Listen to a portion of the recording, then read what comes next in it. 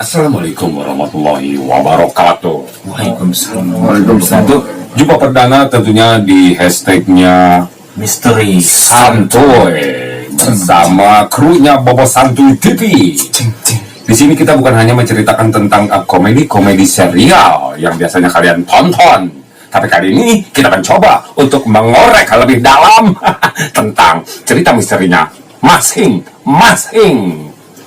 Ngapa sih lu? Nah, jadi di sini kita berempat. Biasanya banyak kan ya? Biasanya banyak kan? Ya, dikarenakan memang lagi banyak keperluan masing-masing. Yang satu lagi pemain RT di Zimbabwe, yaitu Kongai. Dan IP lagi ikut kursus rias pengantin, rias pengantin lumba-lumba.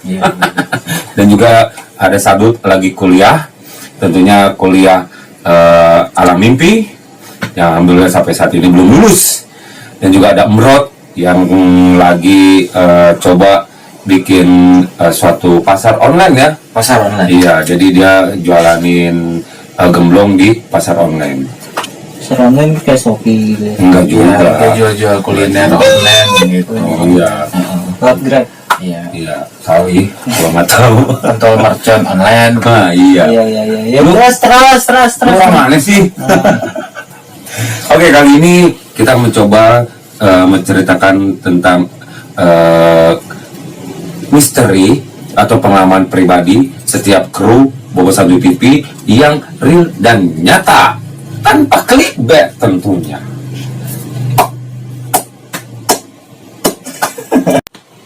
Oke, di sini gua mau nyebutin satu persatu para personil Bobo Santuy yang mungkin baru hadir di sini. Nanti yang belum ada kita coba hadirkan tentunya ya. Krunya, tapi bukan makhluk gue punya, bukan. Iya. Dimulai dari sebelah kanan saya ada Fongkai. Gimana kabarnya Fongkai? Alhamdulillah baik. Sehat ya? Sehat. Alhamdulillah. Oh, calon bini gimana calon bini? Alhamdulillah Sehat ya? Oke, terus juga ada pemain baru kita, tentunya di bangku cadangan, ya posisi sebagai penjaga gawang sekaligus kiper. Ya iya. Namanya Gawang kiper. Senin, Selasa, Rabu, Kamis, Jumat, Sabtu. Udah. Senin. Dan gue sendiri Cimplong dan di sebelah kiri saya Jo. Bejo. 7 bintang 7. Oh tuh, sama ya. Bejo Highlander. Makhluk band. Oke, kita mulai pengalaman pribadi misteri. Kita awali dari Fongkai. Silakan Fongkai. Ini gimana ya ceritanya? Ya. Sebenarnya sih kalau cerita-cerita misteri itu sebenarnya agak ada, maksudnya belum pernah ngeliat gitu kayak sebentuk pocong kuntilanak, tapi gue pernah ngerasain, bukan yang ngerasain ya, gimana ya ceritanya ya? Merasakan. Iya, merasakan. Sama aja. Pokoknya intinya tuh gue punya pacar. Nah, pacar gue ini tuh ada sosok bukan seorang sih, setan yang mengikuti si cewek gue ini. Nah, si cewek gue ini setiap malam setiap PMS itu pasti ada aja yang kerasukan, yang masukin si cewek gue ini. Itu real itu. Itu real. Sampai gue video call, teleponan gitu. Bayangin, pernah nggak sih lo teleponan, video callan sama setan, sama orang yang kesurupan? Ngeri juga kan? Itu gimana tuh? Gue juga belum pernah tuh. Iya. Pokoknya rasanya sebenarnya ngeri ya, bawaannya tuh langsung merinding, panik juga kan? Enggak, maksudnya mimik dia di video call itu mukanya gimana? Ya kayak gitu, kayak muka-muka serem, kayak orang lagi moto gitu kan? Masih kayak Joker ya? Enggak.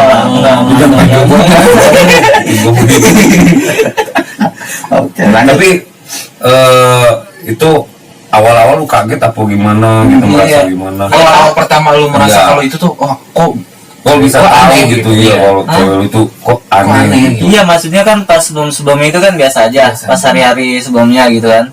Nah, pas menjelang berapa bulan gitu, nah si cewek gue ini pernah cerita, nah di pabriknya itu dia pernah pernah pingsan.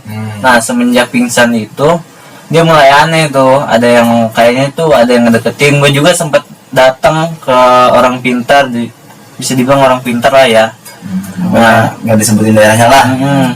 mau datang ke orang pintar, dan katanya juga ada sosok kayak sosoknya tuh nggak tahu, gue nggak bisa nyebutin, pokoknya dia tuh kayak saudara apa, kayak nganggap saudara gitu. Nah kayak gitu, oh gue nanya tuh, kalau ngilangin kayak gitunya gimana, katanya harus mandi gitu kan, nanti dikasih air sebotol, nanti dia harus mandinya mau mandi biasa kan. Nah gue langsung inget juga dikasih tahu sama bang gue kan, gue curhat yang terus gue salah, yang seharusnya itu di ruqyah kan. Seharusnya itu alhamdulillah gue nggak langsung dimandiin kayak gitu nah alhamdulillah juga gue udah ngejauh lah dari dukun itu, dan gue ngikutin saran-saran dari abang gue itu. Nah alhamdulillah juga sekarang juga udah sedikit mendingan lah, yang tadinya hampir tiap malam kesakitan, kesurupan mah enggak, cuman kesakitan tuh. Alhamdulillah juga itu udah sih. Jadi ending dari cerita dari pengalaman lu nih, gimana tuh endingnya tuh? Apakah ada kesan gimana nya gitu kan sama cewek lu? Ya kesannya sih ya Kesan pertama begitu menggoda. Manggil gua muncrat anjir. Gimana? ya awalnya takut, tapi kesini karena udah terbiasa ya udah biasa pokoknya endingnya biasa aja gitu iya. kan? Oh, iya. Saja. Jadi intinya pengalaman ini Jo yang apa ya, yang mungkin menurut Pongkai baru dialamin lah ya kan, iya. selama dia punya bokin gitu kali, kok baru kali ini yang berbeda gitu. Nah tapi lo pernah nggak punya pikiran nyaman atau tidak nyamannya punya bokin ya kayak gitu, satu. Terus yang kedua, sempat gak punya pikiran lagi, mending gue tinggalin aja, cari yang lain gitu iya, kan. bener. Nah kalau soal pertanyaan pertama ya nyaman gak nyaman ya, pokoknya gue ada niatan aja buat ngebantu gitu, karena gue sayang kan sama cinta dijalanin gitu aja kan. gitu kan. Iya dijalanin aja kan, gue jalanin Sampai tua mana? yang ya Tapi gue jalanin walaupun tapi seandainya kok gua potong, kalau seandainya itu bukan bokin lo, lu tetap niat bantu. niat Tetap bantu. gua jalanin aja gitu. Iya, Sampai mana? sampai si cewek gue ini sembuh lah. Oke, jadi Tapi alhamdulillah sekarang udah enggak sih. udah alhamdulillah udah Ya. mulai beranjak normal lah ya. Maksudnya lebih dekat sama yang di atas lah ibadahnya, puasa. Siapa di atas tuh siapa? Allah Subhanahu wa Ta'ala. Oh iya gitu kok. Bingung kok, atas kan Tapi internet. intinya tetap jalanin aja kan. Iya. Jadi Gue juga selalu berdoa kan. MC-nya gua lu. ya bang.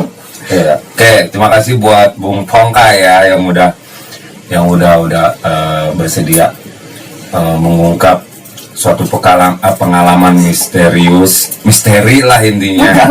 Iya, pengalaman. Oh iya nih buat cerita, sorry nih ya kalau ceritanya diungkit-ungkit di dalam YouTube ini. Diungkap meren. Ceritakan Gak apa-apa sih istilahnya. Sebenarnya jadi buat pelajaran sih, Iya. ada sisi positifnya, maksudnya Minimal pelajarannya IPA sisi lah. positifnya kita lagi gaplok loh. sisi positifnya kita lagi dimanapun, lagi di pabrik atau di tempat manapun ya, kita harus ya berdoa pertama. Yang penting kita nggak boleh sampai pikiran kita kosong, walaupun capek atau gimana pun ya jauh-jauhin lah dari tempat-tempat yang emang sepi atau apa kan gitu. Kalau pikiran kita kosong, apalagi kita lagi capek juga kan, itu bisa lah kalau kita percaya dengan hal gaib lah gitu, pasti kena. Nah, dan juga kalau soal gaib-gaib gitu, kalau bisa jangan datangnya jangan ke dukun, deketin sama Allah atau minta saran ke ustadz kan. Iya sih, karena biar bagaimanapun kalau kita melangkah saja niat ke Dukun dukun untuk mencari solusi itu udah salah, fatal, udah salah banget. Oke, terima kasih buat Bung Pongkai. Dan selanjutnya Sanen nih. Sanen adalah satu makhluk yang periang sebenarnya, tapi Iya, tetap jalanin aja. ya enggak aja, tapi dia banyak ngalamin misteri-misteri yang mungkin sedikit menjengkelkan lah nanti kalau kita dengar ceritanya. Silakan Kang. Kalau menjaga kan Sane. Kalau gue ya jujur, jujur nggak? Bohong juga nggak apa-apa ya. Nggak apa ini sih, jujur nggak ada yang percaya. Itu maksud gua. Jadi dulu kan gue tuh sempat tinggal di rumah kakek ya kan. Rumah kakek tuh pokoknya itu hampir udah ya 8 tahun lah, 8 tahun yang lalu. 8 tahun yang lalu. Nah ya 8 tahun yang lalu, pokoknya umur gue sekitar 13-14 tahunan, gitu kan. Sekarang udah Sekarang udah 32. 11 tahun. Itu jadi Matematika lu berapa sih? gue nggak ngomong. Oh iya. Aneh. Ya gitu, udah gitu aja. Jadi dulu kan gue sempet tuh ya. Blank. Terus? Jadi gue kan tinggal di rumah kakek tuh kan ya, rumah kakek. Nah itu kan gue masih kalau malam minggu kan zaman-zamannya main warna itu kan ya, begadang lah paket malam gitu kan. Nah sekitar jam 11-an tuh kan gue pulang ya. Jadi rumah kakek itu pokoknya tuh gimana ya, lewati kayak bukannya kebun sih, kayak Cipancur lah. Cipancur gitu kan. Cipancur ya. kalau di kita mah Cipancur tuh kayak Mata air. ya. Tempat pemandian Pemandian umum tapi dari mata air. Iya, yang diambil dari mata air. Cipancur. Cipancur bahasa Sundananya. Iya, dulu Cipancur. kalau misalkan ada kloset ngedangan juga dulu dia pernah BAB di situ gitu ya. Iya. Ada kloset emang gitu sih. Kalau mules Jadi- ke Cipancur. Iya. Kalau nggak di Lanjut pohon ya. pisang lah. Lanjut. Jadi gue tuh kan sempet ya pulang ya jam 11 malam gitu kan. Pulang, nah itu posisi itu jalan sendiri, walaupun pinggir, maksudnya jalan itu ada rumah gede depan-depan gitu kan. Kesananya kan ada pohon bambu, pohon pisang gitu kan.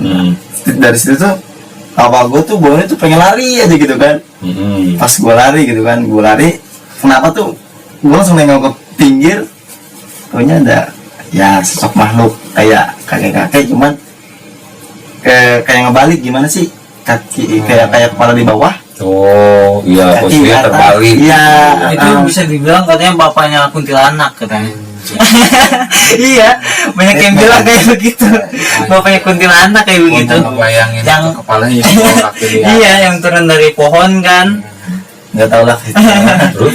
Jalannya pakai kaki, pakai dan pakai Itu kan tangan. otomatis lari ya, jadi kayak kalau kata anak kecil mah kalap lah, Iya, kalap gitu kan ya. Gue lari kan, lari gue sampai pintu kan dikunci tuh ya, gue sampai gedor-gedor gitu kan ya. Terus nyokap bangun, ada apa sih gitu kan.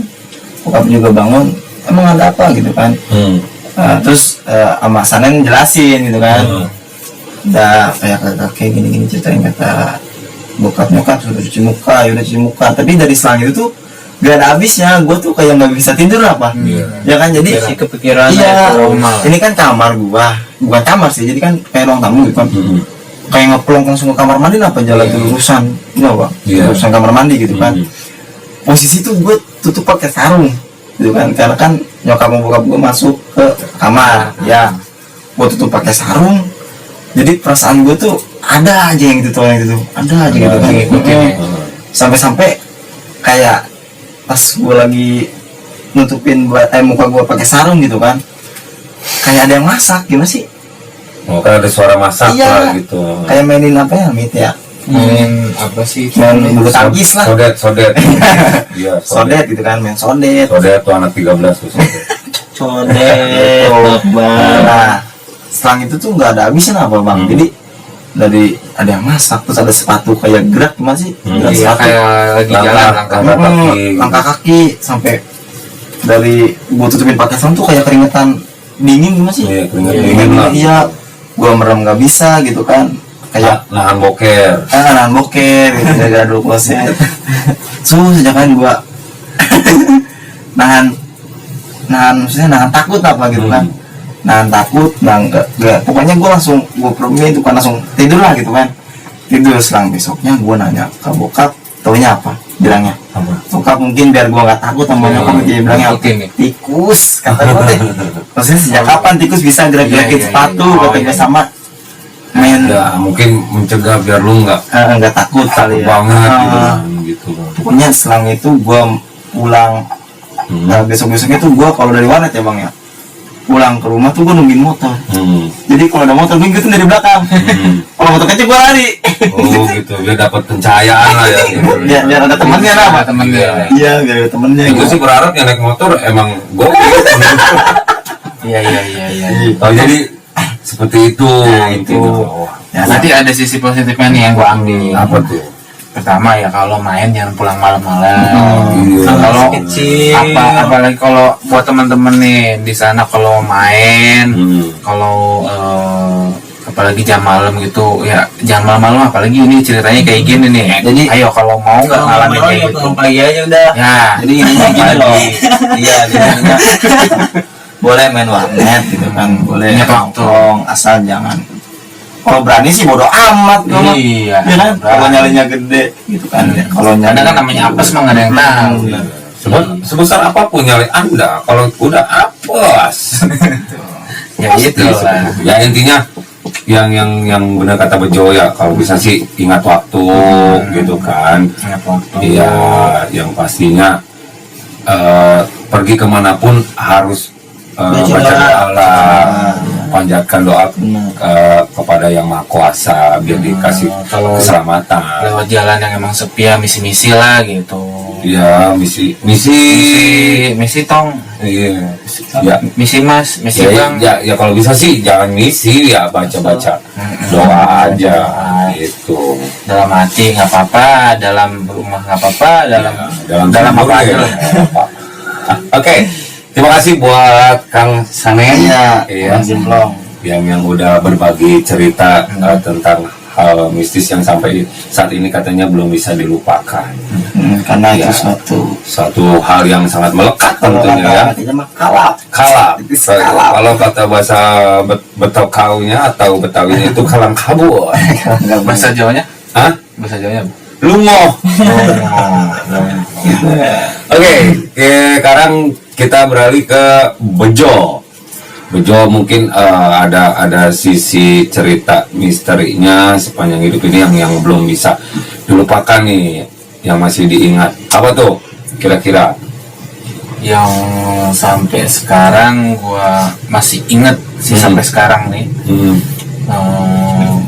Cerita gua waktu zamanan STM itu hampir udah 10 tahun nih sampai sekarang. Dari gua 2009 lulus nih gua masih inget nih cerita ini. Masih inget aja. Masih inget aja. Kayak Karena gimana itu tuh? pengalaman pertama gua yang nggak bakal gua lupain tentang hal gaib. Ya kayak gimana tuh? Jadi dulu itu menginjak gua kelas 3. Itu kan Kalau minggu dikit. kelas 3 itu kan lagi bener-bener banyak banget ekstrakurikuler. Ekstrakurikuler. Ekstrakurikuler. Iya. Ya waktu itu karena gua main basket nggak bisa, Nggak bisa. nggak nyampe gua main futsal, bisanya gua di belakang, kalau di depan gua nggak tahu gawang yang mana.